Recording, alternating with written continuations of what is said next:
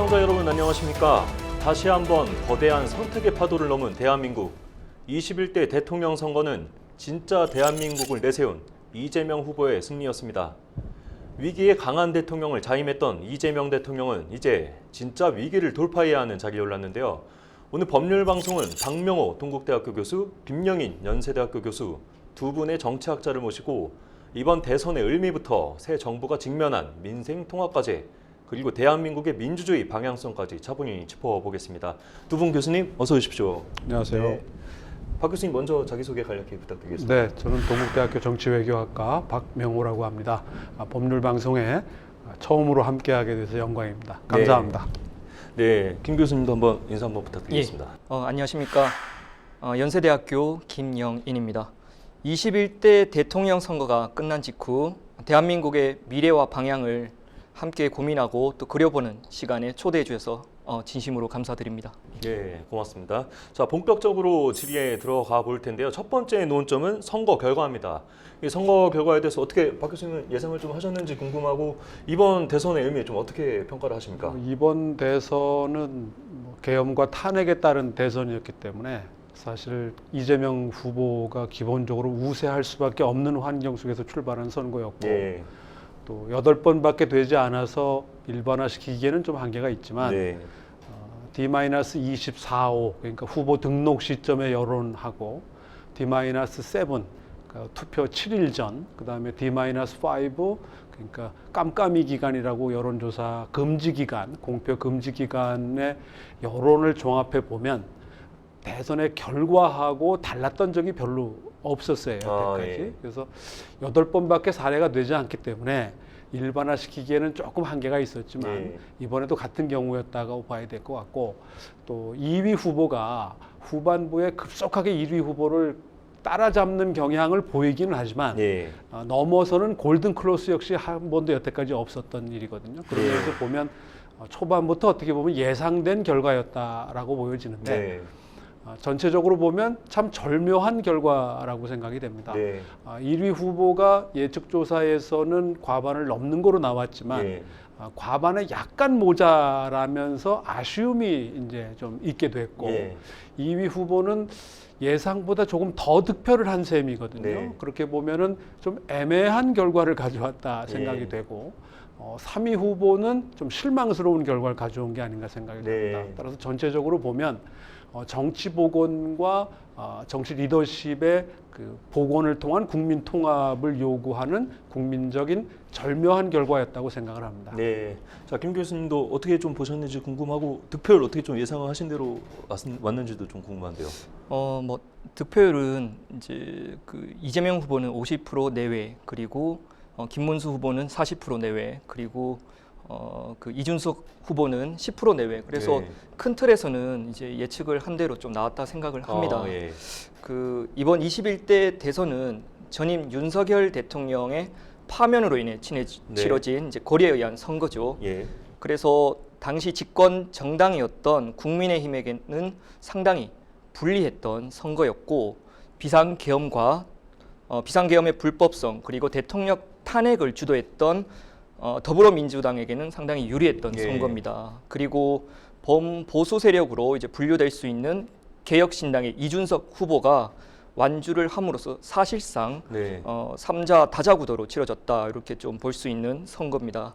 근데 이번 선거에서 그 이재명 후보는 내란 종식을 그리고 김문수 후보는 독재 저지 그리고 이준석 후보는 미래를 핵심 구호로 내세웠는데요. 네. 결국 유권자들이 이재명 후보의 손을 들어줌으로써 네. 일단 과거를 청산하는 데 의미가 있다 이렇게 좀 볼 수 있고요. 예. 하지만 모든 조건이 유리한 이재명 후보가 과반에 실패한 것은 이재명 후보 개인에 대한 어떤 국민의 개인적 반감 그리고 권력 집중이라는 이 현상에 대한 국민의 견제가 작용했지 않았을까 하는 네. 생각을 할 수 있습니다. 네. 그리고 추가적으로 이번 대선은 국민의 지지를 받아 선출된 국가 지도자라고 하더라도 반헌법적이고 또 반민주적인 행위를 저지른다면 그 나라의 주인인 국민에 의해서 다시 내려올 수 있다는 즉 주권 재민 원칙을 예. 확인한 그런 선거라고 좀 할 수 있겠습니다. 네, 두 분 교수님 비슷한 좀 의견을 주신 것 같습니다. 자, 두 번째 질문 드릴 텐데요. 이 사전 투표율과 이번 본 대선 본 투표율에 대한 해석인데 97년이었나요? 그때 그 15대 대선 이후로 또 역대 최고라고 했는데 이 투표율을 좀 해석을 좀 해봐야 될 것 같습니다. 이번에도 박 교수님께 좀 먼저 여쭤보겠습니다. 네, 뭐 역대급 투표율을 기록을 했는데 두 네. 가지 의미가 각각 들어가 있지 않나 생각이 돼요. 어떤 게 더 많이 들어갔는지는 아마 좀 더 추후 분석이 필요한 부분인데 네.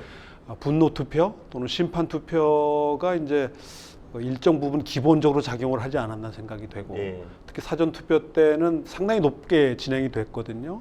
역대급으로 나오지 않느냐 했는데 결국 두 번째 높은 걸로 이제 마감을 하긴 했는데 아마 이 과정에서는 그 사전 투표 관리와 관련한 일부 해프닝들이 예. 좀 불안감을 가져다 준 게 아닌가 네. 하는 생각을 들고 특히 이제 영남 지역의 그 사전 투표율이 상대적으로 상당히 낮았던 것을 보면 예. 일부 좀 그런 효과를 가져다 주지 않았나 생각이 되고 본 투표율 같은 경우는 이제 영남 지역이 역시 그 후반부에 이제 예. 급격히 상승하는 모습을 네. 보여줬다는 걸 보면 특히 이제 부울경 지역과 TK 지역에서 보면 그 지지층의 동원이 이루어질 만큼 이루어진 게 아닌가. 네. 그런 면에서 양쪽 다 지지층을 동원할 수 있을 만큼 동원하지 않았는가. 따라서 그 이재명 대통령 후보의 득표율하고 또 권영국 후보의 득표율 여기에 김문수 플러스 이준석 득표율을 합하게 되면 거의 50% 안팎에서 서로 왔다 갔다 하는 모습을 네. 보여주거든요. 이건 지난 대선에서도 비슷한 양상을 보였던 거고 그런 면에서 좋게 얘기하면 양쪽 다 지지층을 완벽하게 동원해 냈다라고 할 수도 있지만 예.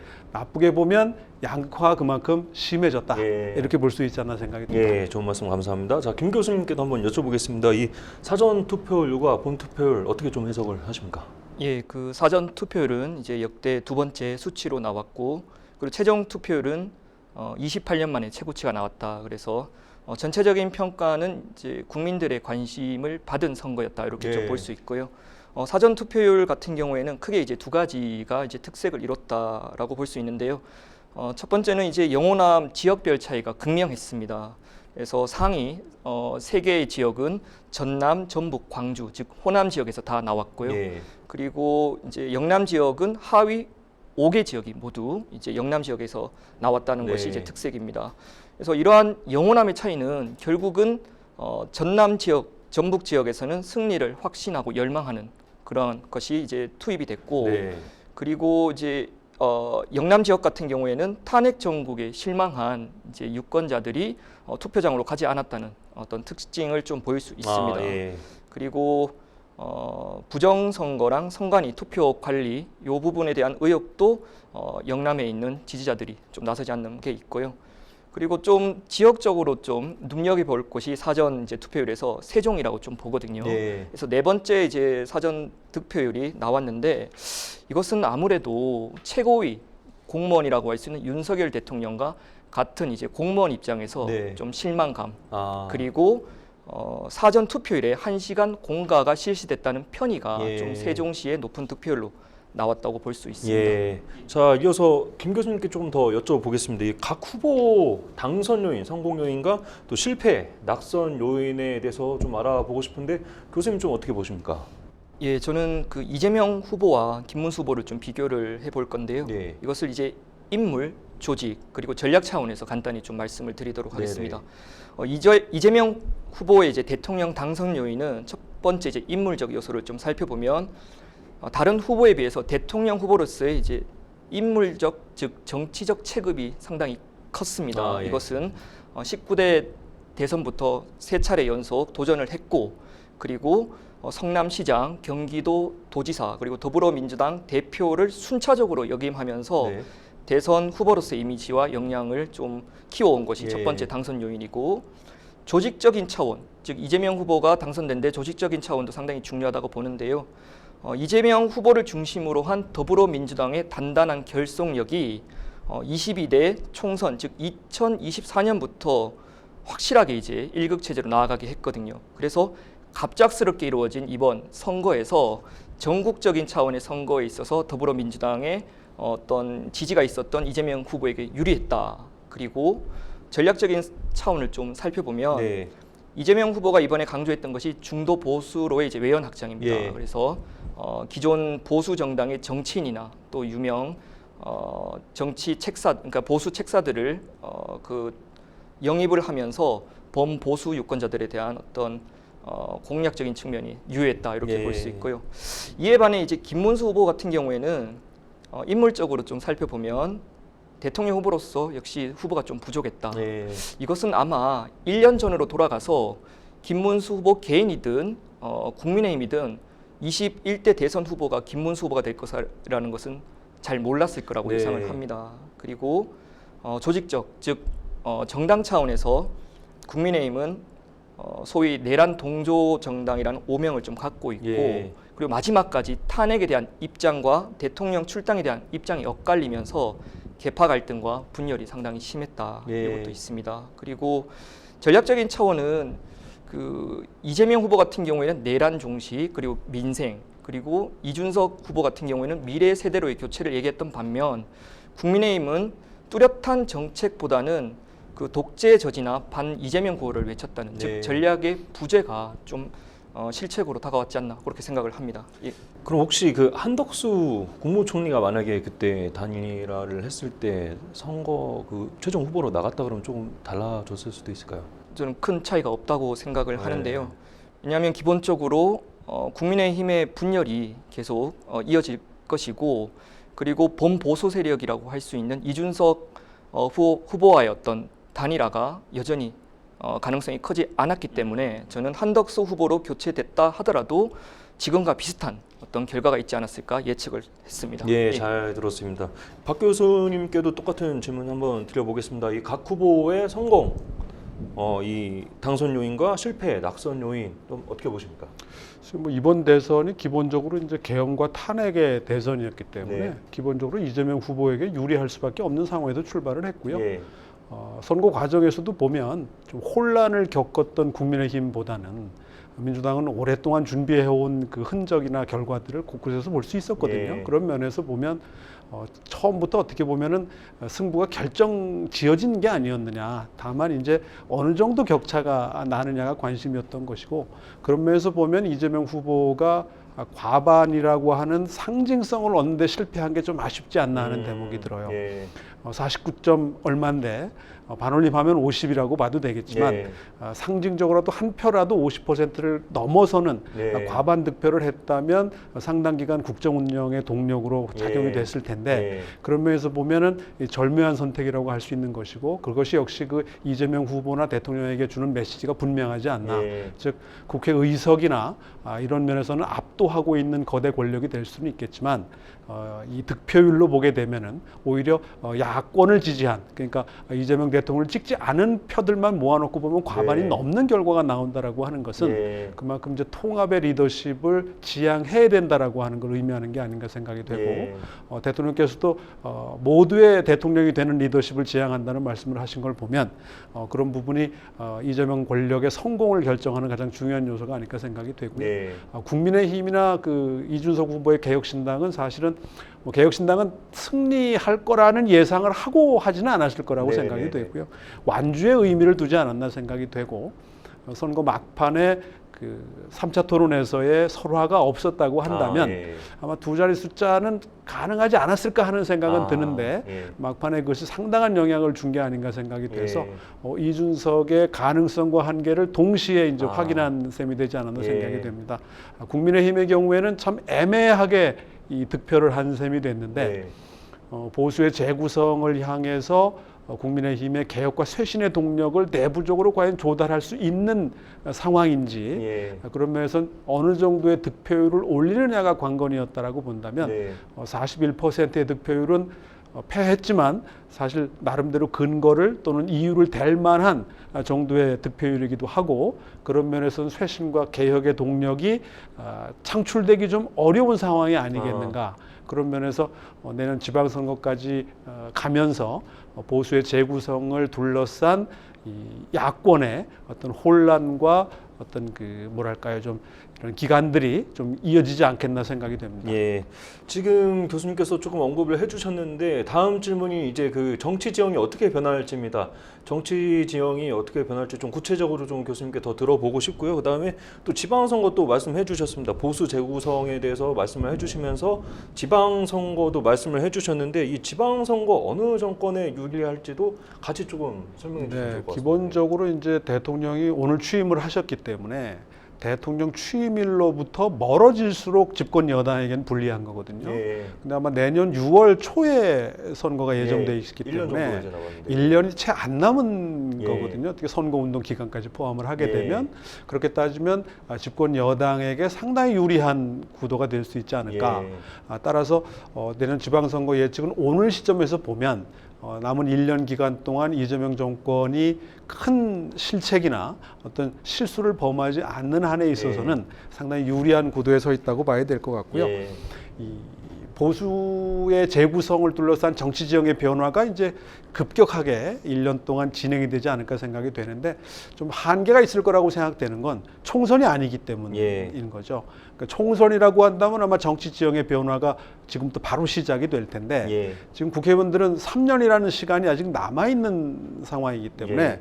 본인들의 입장에서는 정치적으로 가장 안전한 시간이거든요. 그런 면에서 보면 지방선거가 갖는 파괴력이나 영향력은 상대적으로 좀 한계가 있지 않을까 생각이 예. 되고 그럼에도 불구하고 이 보수의 재구성을 둘러싼 가치의 변화 즉 지난 2012년 총선거부터 돌이켜보면 계속해서 보수 정당의 의석이 줄어들어 왔어요. 121석에서 108, 107 지금 이런 식으로 줄어들고 있는 상황이기 예. 때문에 아마 이 100석 언저리가 보수 정당이 얻을 수 있는 최대치가 아닌가 네. 생각이 됩니다. 그거는 한 60여 석 언저리 되는 영남 의석에 나머지 비영남 수도권 포함한 이런 지역에서 한 20여 석, 그래서 한 80에서 90석 정도의 지역구 의석에다가 비례대표 포함해서 한 100석 언저리가 지금 예. 최대치라고 보여지거든요. 그런 면에서 보면 2012년 이후 지금까지 계속 보수의 가치가 주변부화되고 있다라고 하는 거죠. 예. 그래서 수도권에서는 지금 거의 승부가 되지 않는 상황에 몰려 있는 거고 네. 그러다 보니까 보수 가치가 변화하면서 이제 지역적으로 왜소화되지 않았나. 이번에도 부울경을 지켰으니까 망정이지. 예. 만약에 부울경에서도 거의 대등한 승부를 지금 펼친 셈이 됐거든요. 예. 지지 않았을 뿐인 네. 거고 과거에 비해서 득표율이 많이 상승된 걸 보면 이제 다음 선거쯤에서는 이대로 간다면 TK 자민련으로 더 축소될 가능성이 높지 않겠는가. 예. 그러면 앞으로 대부분의 선거에서는 어쩌다 대선에서 이기는 거 빼놓고는 아마 지방선거와 총선에서는 민주당 우위의 구도가 계속될 가능성이 높지 않겠나. 예. 그런 면에서 지난 3년에 어떻게 보면 시간을 좀 허송한 셈이 됐고 예. 퇴행을 한 거였는데 이를 극복하고 짧은 시간 안에 보수의 재구성을 이뤄낼 수 있을지 예. 이건 이제 결국은 어떤 인사를 중심으로 재편되느냐와 예. 관련된 부분인데 그런 면에서 보면 한동훈 전 대표나 이준석 의원을 중심으로 한 세대 교체에 따른 보수의 재구성이 진행되지 않겠나 예상이 됩니다. 예, 지금 조금 말씀드리기엔 조금 조심스럽긴 한데 그러면은 교수님께서 말씀해 주셔서 생각이 났는데 그러면 이제 지방선거 때 경기도지사는 지금 이제 민주당 소속이지 않습니까? 그렇죠. 그러니까 이제 서울시장이나 부산시장 이런 선거도 이제 민주당에 좀 더 유리한 좀 그렇게. 뭐 지금 오늘 시점에서 보게 되면 대통령 선거에 영향을 받는다고 본다면 네. 대단히 뭐 유리하다고 볼 수 있고 예. 그 가장 어떻게 보면 극단적인 사례가 22년 3월 대선 6월 1일 지방선거였을 겁니다. 네. 그 선거에서 사실상 취임한 지 한 달 만에 대통령이 취임한 지 한 달 만에 지방선거를 치렀거든요. 네. 그러다 보니까 집권 여당에게 유리할 수밖에 없는 상황이고 예. 지금 국민의힘 쪽에서는 아마 서울시장 후보도 마땅치 않을 거고 예. 경기도지사 후보도 뭐 이렇게 썩 드러나는 인물이 있다고 보기 어려운 네. 상황인데 상대적으로 민주당이나 여권 입장에서는 선택지가 좀 더 있지 않겠는가. 네. 특히 대통령 후광 효과에 비추어 본다면 이재명 정권의 그 연장선상에서 다음 지방선거까지는 오늘 현재로 본다면 예. 일단 영향권 아래 예. 있다고 봐야 되지 않나 예. 생각이 듭니다. 네. 자, 김 교수님께도 여쭤보겠습니다. 좀 아까 그 2024년 22대 총선 때 그 결속력을 말씀을 해 주셨는데 이 정치 지형 앞으로 좀 어떻게 바뀔지도 궁금하고요. 그다음에 지방선거도 어느 진영에 유리할지 좀 말씀해 주시면. 예. 22대 대선 이후에 그 한국의 정치 지형은 당분간 더불어민주당 우위에 일단 우위 체제가 좀 유지될 것 같다. 네. 이것은 일본의 자민당 우위의 1.5 체제랑 좀 비슷한 네. 양상을 가질 거라고 생각이 드는데요. 뭐 아무래도 가장 중요한 건 그 이번에 더불어민주당이 대통령 권력을 가짐으로써 의회와 행정부 권력을 함께 예. 가진 즉 강력한 집권 여당이 됐다는 것이 예. 아주 중요한 포인트라고 보고요. 그리고 이에 반해서 국민의힘도 좀 살펴볼 필요가 있는데 네. 지금도 개헌 저지선을 겨우 사수할 수 있는 네. 그러한 이제 크지 않은 이제 정당인데 더 큰 문제는 국민의힘 지지자들이 영남 60대 이상 그리고 수도권의 부유층으로 한정되어 있고 그리고 보수 정당을 재건할 수 있는 유능한 지도자가 지금 당장은 안 보인다는 예. 측면에서 예. 더불어민주당의 우세가 상당히 좀 점쳐질 수밖에 예. 없습니다. 그리고 그 이재명 후보가 이번 선거 기간에 중도 보수 정당을 표방을 하면서 정치 이념 스펙트럼에서 더불어민주당의 확장세가 더욱 거세질 거라는 측면에서 예. 더불어민주당 주도의 일당 우위 체제는 좀 당분간 지속될 것 같다 예. 이렇게 좀 말씀을 드리고요. 예. 그리고 이제 다가오는 지방 선거에서는 더불어민주당을 중심으로 한 진보 진영이 유리할 수밖에 없다고 예. 봅니다. 그 첫 번째 이유는 허니문 선거라고 볼 수 있는데요. 보통 허니문 선거는 대통령이 집권하고 약 1년 내외, 1년 안에 치러지는 선거인데 이것은 새로운 정부에 대한 기대감을 반영하는 차원에서 집권 여당에게 힘을 실어주는 경향이 있고 예. 이것은 한국 선거사에서 자주 대부분 나타났던 현상입니다. 김대중 정부 출범 이후 6개월 만에 치러진 제2회 지선 그리고 문재인 정부 출범 이후 13개월 만에 치러진 제7회 지선 그리고 윤석열 정부 출범 이후 3개월 만에 치러진 8회 지방선거 모두 예. 집권 여당이 승리를 했습니다. 네. 그래서 저는 집권 2년 차, 즉 정확히 1년 만에 2026년 6월 3일 날 치러지는 제9회 지선에서는 집권 2년 차에 이제 돌입한 이재명 정부의 힘을 실어질 수 있다 예. 이렇게 보고요. 좀 한 가지 우리가 좀 눈여겨볼 수 있는 사항은 호남 지역에서는 저는 그 조국 혁신당의 약진을 좀 점치고 있습니다. 예, 왜냐하면 21대 대선에서는 유권자들이 더불어민주당을 뭐 상당히 압도적으로 좀 호남 지역에서 예. 밀어줬지만 그 더불어민주당의 이제 정당 색채가 좀 중도 보수로 갔거든요. 예. 이에 반해 조국 혁신당 같은 경우에는 보다 진보 정당의 색채를 좀 더 강조할 경향이 크기 때문에 네. 저는 광역자치단체를 제외한 광역의회 의원, 기초자치단체장 그리고 기초의회 의원에서는 조국 혁신당의 선전이 있을 거라고 생각이 듭니다. 예. 지금 조국 혁신당 말씀해 주셔서 좀 궁금한데 개혁신당이랑 이준석 후보의 역할이 좀 있을까요? 다음에 이제 이준석 후보가 소속됐던 내세웠던 개혁신당은 결국 보수의 재편에 있어서 기존의 좀 낡은 보수보다는 미래를 향하는 보수 그리고 젊은 층과 좀 소통을 할 수 있는 보수로 재편되는 데 있어서 이재명 후보의 개혁신당이 일정한 역할을 할 수 있다고 예. 생각하고 있습니다. 요 네. 주제하고 관련해 갖고는 네. 이걸 좀 분명히 해둬야 될 것 같은데 오늘 시점이라는 예. 거예요. 이제 1년 후 네네네. 오늘 시점. 또 3일과 인연이 많잖아요. 12월 3일, 올해 6월 3일, 내년 예. 6월 3일이거든요. 그러니까 오늘 이 시점에서 보면은 지금 대체적인 우리 예상이 맞을 터인데 네네. 문제는 이제 앞으로 남은 1년 기간 안에 예. 이재명 정권이 어떤 모습을 보여주느냐가 네. 결정적이지 않나 생각이 들어요. 예. 특히 이제 반사 이익에 따른 정치가 우리 정치의 어떻게 보면 기본적인 그 기본값이기 때문에 네. 여기에서 오는 영향이 있지 않나 생각이 되고 2018년 지방선거 같은 경우에는 사실 지방선거 전날 북미 정상회담이 예. 싱가포르에서 있었어요. 그러니까 예. 그 다음날 선거는 사실 하나마나라고 대부분 사람이 생각했다는 거고 예. 그다음에 중요한 거는 선거제도 부분입니다. 특히 이제 지금처럼 승자 독식의 선거제도를 지속하는 한에 있어서는 네. 제3당이 들어갈 여지가 거의 없다는 예. 거고, 그게 이제 국민의힘의 개혁 동력이나 쇄신 동력을 상당히 약화시킬 가능성이 있는 예. 기제라고 하는 부분인데, 이미 천안함 법안에서 보듯이 광역단체장 결선 투표자라든가 또는 광역의원의 중대선거구제가 된다라고 한다면, 이 부분은 이제 민주당과 이재명 대통령의 결단이 필요한 부분인데, 네. 이 부분에 대해서도 사실은 공약으로 했거나 이미 언급한 부분들이 있어요. 예. 과연 이거를 내년 지방선거를 앞두고 지켜낼 수 있겠느냐. 예. 그걸 이제 이재명 대통령은 지키려 할지 모르겠지만, 아마 국회의원들이나 민주당의 이익의 입장에서 봐서는 어려운 선택일 수 예. 있는, 인간적으로 하기 어려운 선택일 수 예. 있는 부분이 있거든요. 그런 면에서 보면 이 정치개혁의 차원에서 선거제도의 부분을 아마 지금 논의가 시작이 될 터인데, 네. 이걸 어디까지 해낼 수 있느냐가 우리 정치 지형의 변화와 말씀하신 그 제3당, 네. 뭐 조국혁신당이든 개혁신당이든 그 활로를 얼마나 만들어낼 수 있느냐에 결정적이지 않나 생각이 듭니다. 예, 지금 교수님 말씀해 주신 것처럼 이제 앞으로 어떤 변수들과 어떤 상황이 될지 모르니까 잘 지켜봐 주시면 될 것 같고요. 자, 두 번째 논점으로 넘어가 보겠습니다. 두 번째 논점은 국민 통합입니다. 어느 선거 때보다 이 양극화가 극심한 양극화를 보였다. 이런 평가를 받고 있는데요. 자, 첫 번째 질문입니다. 국민 분열 그리고 성별 세대 간 갈등이 갈수록 깊어지는 이유에 대해서 좀 분석을 해보겠습니다. 먼저 박명 교수님 먼저 네. 말씀해 주시죠.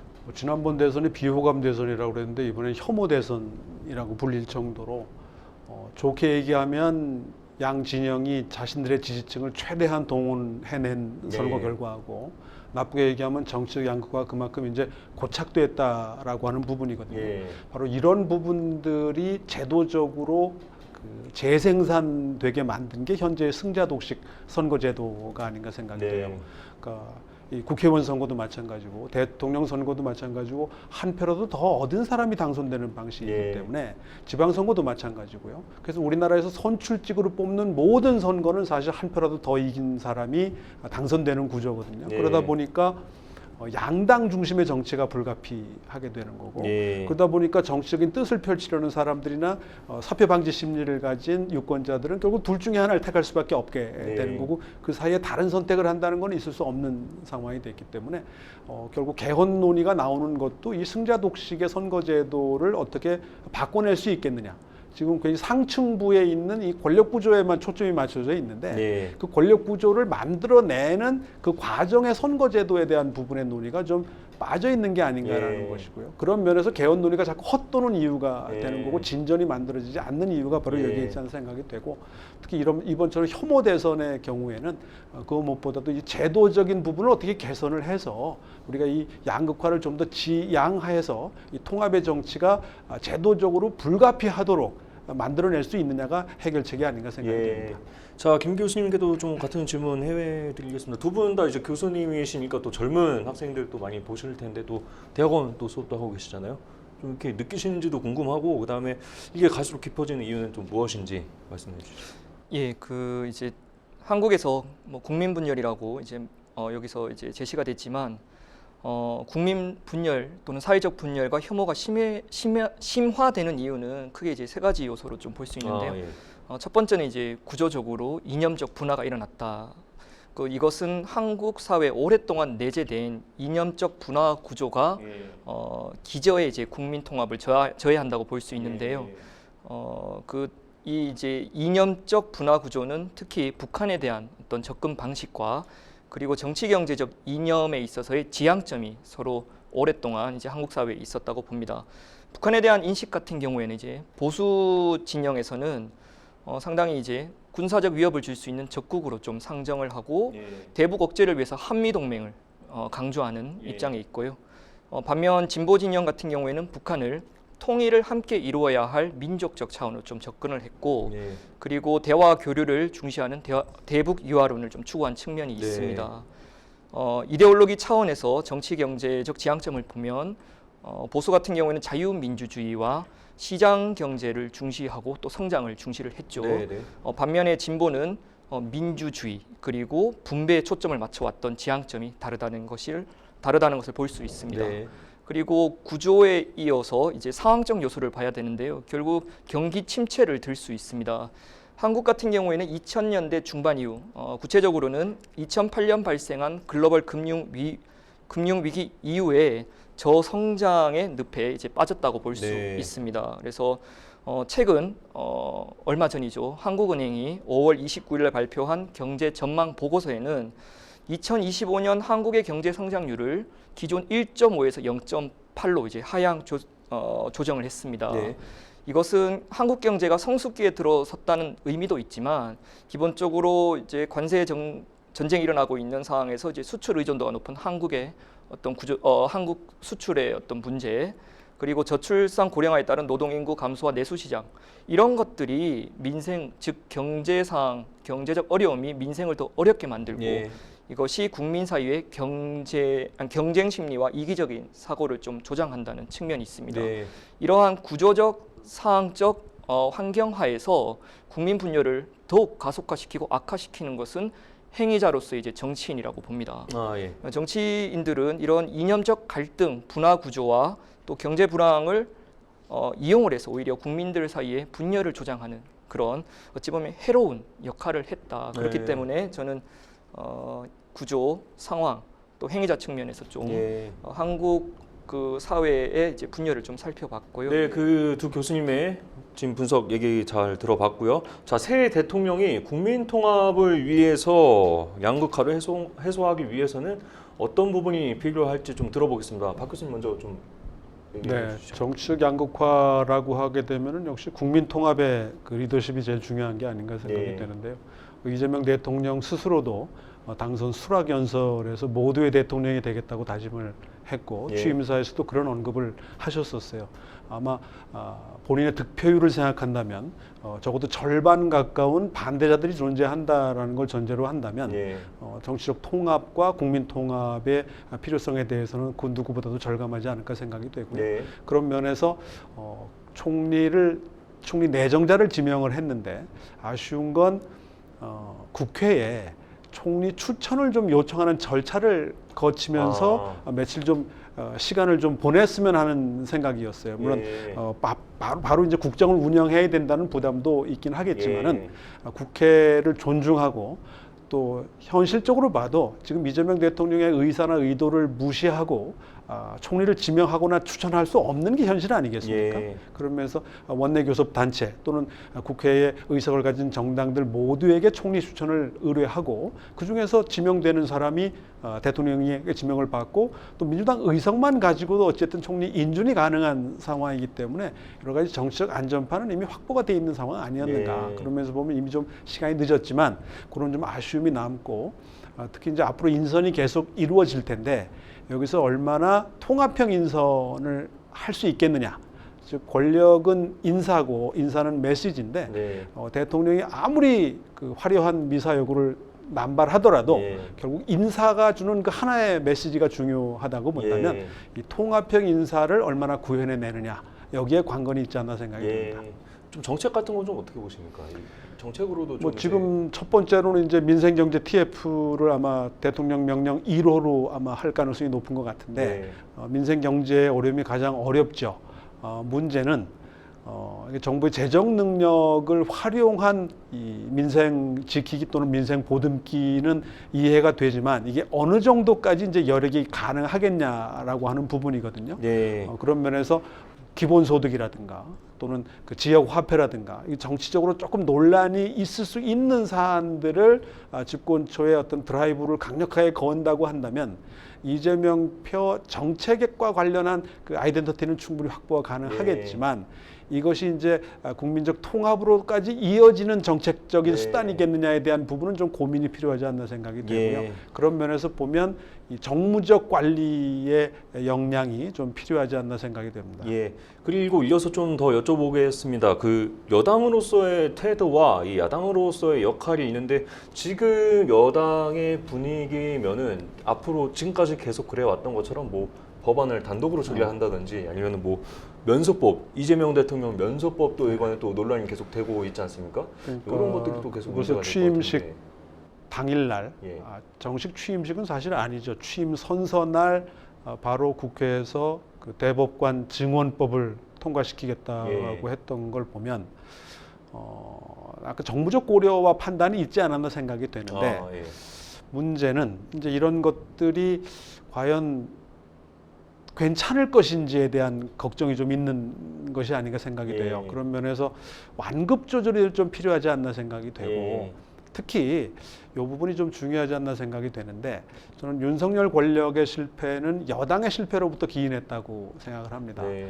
여당이 제 역할을 했으면 이렇게 망가지지 않았을 수도 있을지 몰라요. 예. 근데 윤석열 대통령 스스로가 이 정당에 대한 이해가 없었고 어떻게 보면 되게 부담스러워하는 존재였고 귀찮아하는 존재였던 예. 걸 보면 여당이 제 역할을 하도록 하는 게 중요한데 그런 면에서 이 집권 민주당이 이제 다음 주에 새로운 원내대표를 곧 선출한다고 하지 네. 않습니까? 근데 처음으로 권리당원이 여기 원내대표 선출 과정에 참여를 합니다. 네. 이게 또 과연 어떤 결과를 가져올지, 그다음에 곧 예정된 그 차기 당권, 지도부 구성의 문제, 거명되는 인사들이 대체로 이재명 지도부에서 역할을 했던 분들이고 예. 친위적 성격이 상대적으로 좀 강한 분들이라고 한다면 여당이 과거 국민의힘이 실패했던 것처럼 그걸 반면교사 삼아서 제대로 역할을 할 수 있을 것인가에 네. 대한 좀 의문이 오늘 현재는 좀 드는데 예. 여당이 적절하게 역할을 하고 또 절묘한 역할을 함으로써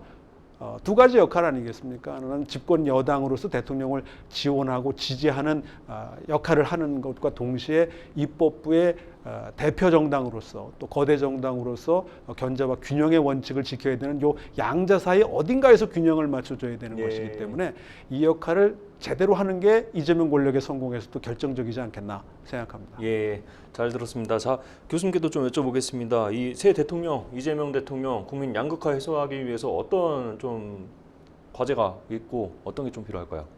예, 이번에 이제 새롭게 취임한 이재명 대통령이 사회적 양극화를 해소하고 국민 통합을 하기 위해서는 저는 우리 사회의 포용력을 좀 높이고 예. 그리고 응집력을 강화할 필요가 있다고 좀 봅니다. 좀 구체적으로 살펴보면 사회적 포용력은 이제 우리 구성원들이 다양한 이해관계를 가지고 있는데 각자의 이제 구성원들의 고유성을 좀 인정하면서 공존할 수 있는 그런 역량이거든요. 그렇게 봤을 때 우리 한국 사회는 그동안 사회 경제적 발전을 하면서 이제 배제 또는 소외된 계층, 즉 비정규 노동자 그리고 미취업 청년 그리고 독거노인 등 소외 계층이 많이 양산이 됐습니다. 예. 그래서 이재명 대통령은 이제 사회적 포용을 통해서 경제를 살리는 한편 이런 선별적인 복지 정책을 통해서 좀 사회 경제적으로 배제된 소외 계층을 품어줄 필요가 있다. 네. 예, 이렇게 보고요.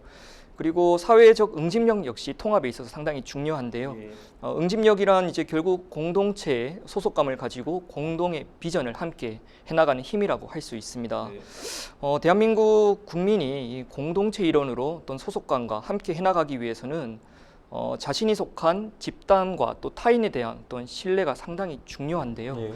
이럴 때 새 이제 대통령인 이재명 대통령은 물질적 자본을 중시하는 것도 상당히 고려될 수 있으나 무형의 자산인 사회적 자본을 확충할 필요가 있습니다. 이것은 사회적 자본이라는 것이 개인과 개인 또 집단 상호 간의 협력을 촉진하는 신뢰 규범 네트워크 같은 네. 건데요.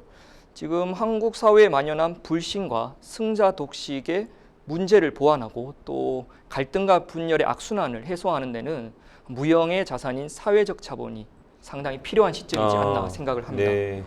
그리고 또 같은 질문 좀 드려보겠습니다. 이 여당으로서의 태도와 야당으로서의 역할 좀 같은 질문인데 어떻게 좀 보십니까? 여당과 야당 크게 이제 두 가지씩 필요하다고 보는데요.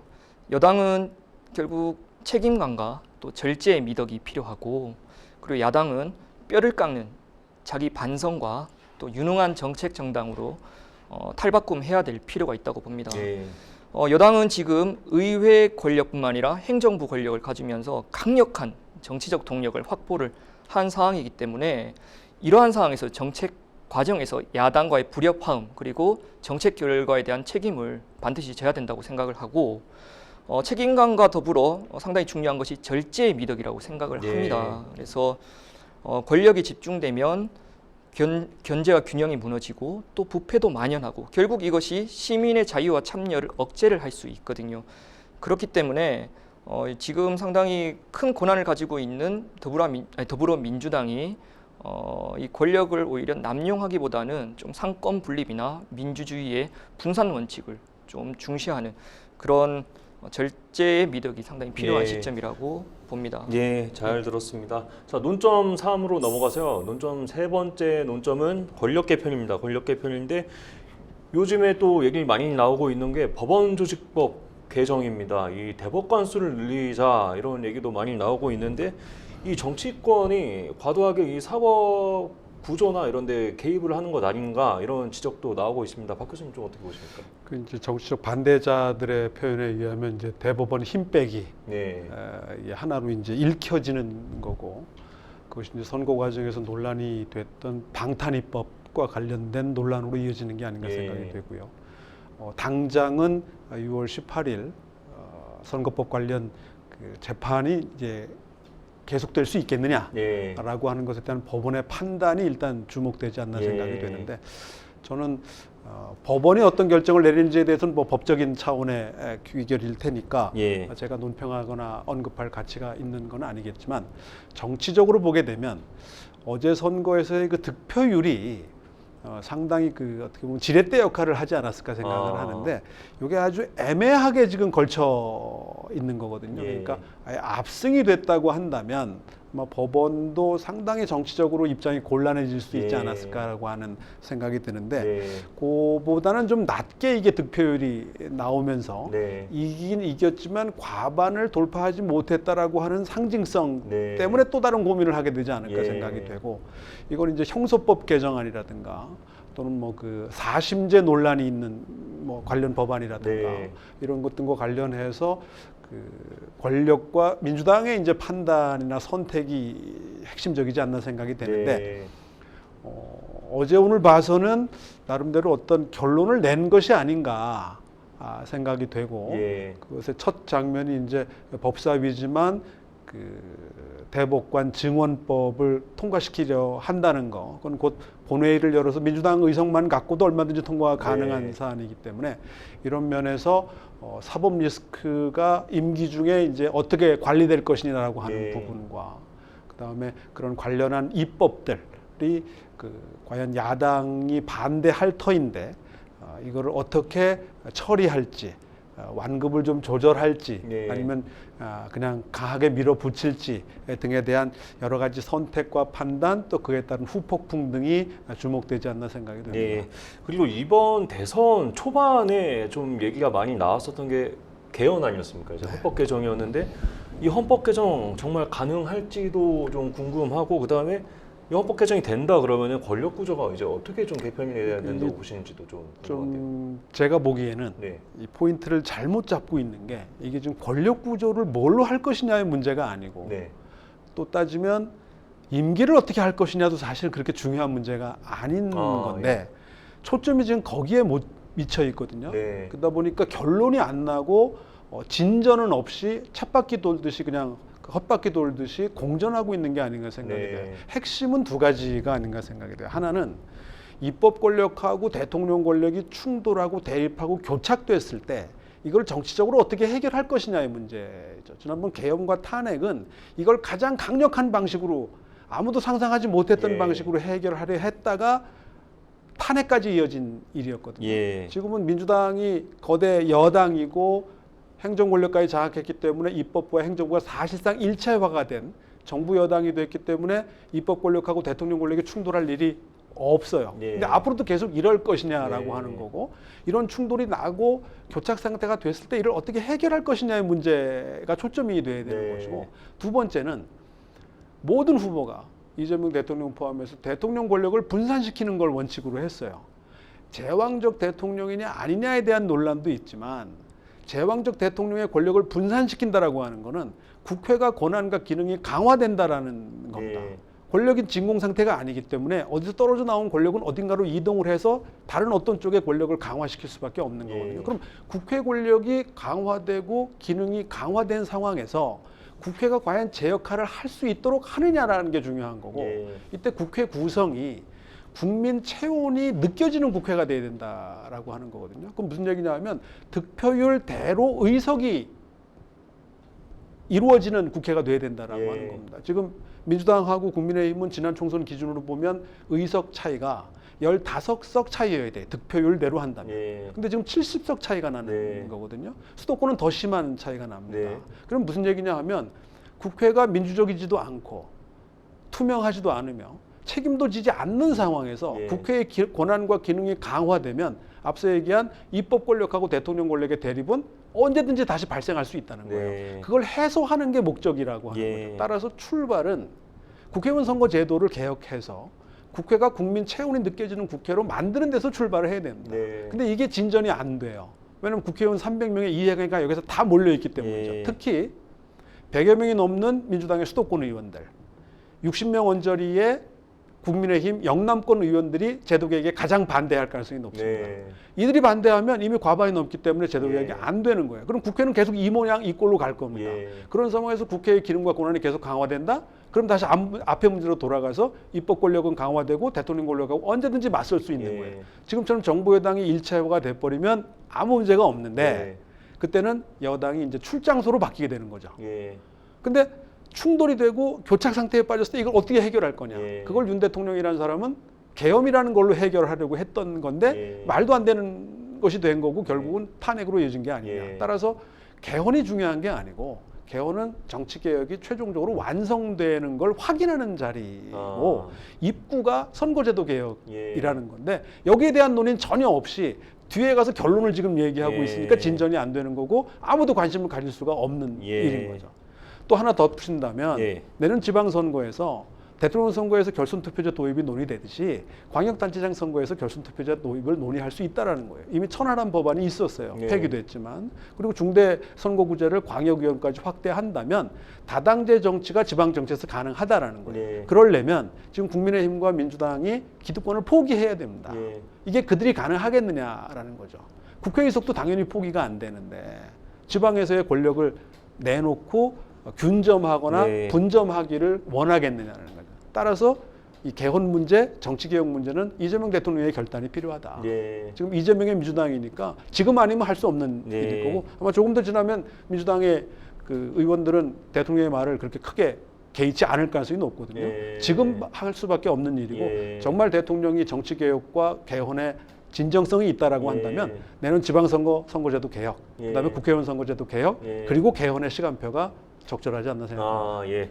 박 교수님 지금 선거 개혁이 우선이다 이렇게 말씀을 해주셨고요. 김 교수님께도 좀 여쭤보겠습니다. 이 헌법 개정 이거 좀 어떻게 보십니까? 예, 저는 그 헌법 개정이 단기간에는 이제 완수되기 어렵다고 네. 이제 말씀을 좀 드렸습니다.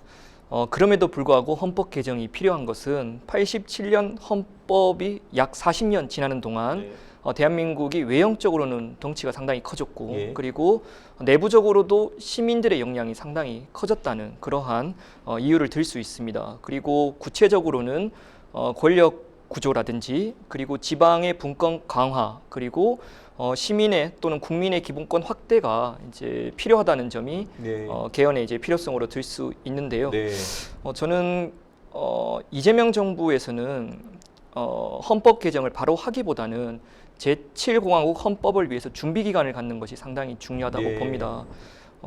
왜냐하면 그 결국 헌법은 국가 권력 기조와 권력 구조와 더해서 국민의 삶, 즉 기본권과 관련이 되는데 국민들이 헌법에 대한 이해를 아직은 좀 많은 부분 못하고 있지 않나 이런 생각이 네. 듭니다.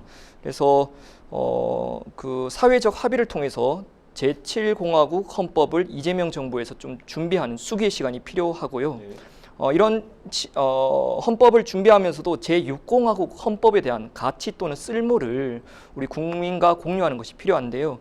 사실 제6공화국 헌법은 임시정부의 법통을 계승한 역사적인 정통성도 있고 그리고 민주주의 쟁취의 흔적이 곳곳에 스며들어 있습니다. 그래서 제6공화국을 잘 들여다보면 국민 주권주의, 자유민주주의, 법치주의 등 민주공화국의 핵심 가치가 예. 스며 있기 때문에 지금의 헌법에도 좀 국민들이 따뜻한 관심을 가졌으면 좋겠다 이런 예. 생각을 하고 있습니다. 네. 예. 자, 마지막 논점입니다. 마지막 논점은 외교 안보입니다. 외교 안보도 굉장히 중요하고 지금 글로벌 경제 시대에서 매우 좀 문제가 되고 해결해야 될 과제들이 많은데요. 자, 첫 번째는 한반도 정세가 어떻게 변할지입니다. 먼저 김 교수님께 좀 여쭤보겠습니다. 예, 한반도 정세 어렵죠. 예, 한반도 정세는 한국의 이제 새 정부와 관계없이 크게 변하지 않을 거라고 예상을 합니다. 첫 번째 이유는 한반도를 둘러싼 동북아 국제 질서가 한미일 그리고 북중러를 두 축으로 한 신냉전 구도가 계속 이어질 전망이 크고요. 예. 그리고 한반도에 있어서 미국, 중국, 일본 등이 현상 유지 정책을 계속 고수하고 있습니다. 예. 그리고 두 번째는 결국은 한반도 이제 정세 또는 한국에 있어서 협상 대상국이라고 할 수 있는 북한이 상당히 이제 냉담한 태도를 갖고 있는데요. 예. 2019년 하노이에서 열린 북미 이제 정상회담이 결렬된 이후에 네. 통미봉남 정책을 훨씬 더 이제 강화시키고 있습니다. 예, 즉 예. 미국과는 소통을 하지만 한국을 배제시키는 예. 이러한 입장에서 한국이 어떠한 제스처를 좀 취하더라도 구조적으로 좀 예. 어렵다. 그리고 최근에는 문재인 정부에서는 남북 공동 연락소를 폭발을 했고 또 윤석열 정부인 2023년 12월에는 적대적 국가로 선언을 했고요. 네. 그리고 2024년에는 북한과 러시아 사이에 군사동맹에 가까운 포괄적 전략적 동반자 관계 조약을 맺으면서 지금의 한반도의 긴장은 계속 좀 이어질 거다. 예. 한 가지 이제 변수로 제시할 수 있는 것이 한국의 새 대통령과 정부의 예술적인 외교 역량인데 이 부분은 우리가 좀 더 지켜봐야 될 것이라고 예. 생각을 합니다. 예. 그리고 교수님께서 예전에 그 토론회 한번 오셨을 때 안미경중 말씀해 주셨는데 안보는 미국, 경제는 중국, 이 대한민국 스탠스가 그렇다고 말씀해 주셨는데 이번 이재명 대통령 이제 집권하면서 미국과 중국이 어떤 자세를 취할지도 좀 궁금한데요. 좀 어떻게 보십니까, 교수님? 예, 이재명 대통령이 이제 집권한 이후에 미국에서는 바로 한미 동맹의 철통 유지 그리고 중국의 영향력에 대한 우려 입장을 한국 네. 신임 정부에게 전해왔고요. 네.